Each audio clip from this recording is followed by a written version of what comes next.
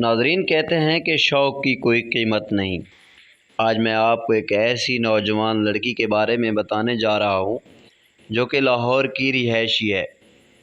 یہ لڑکی اس وقت سوشل میڈیا کی توجہ کا مرکز بن جاتی ہے جب کبھی پاکستانی کرکٹ ٹیم کا میچ قذافی اسٹیڈیم لاہور میں ہو۔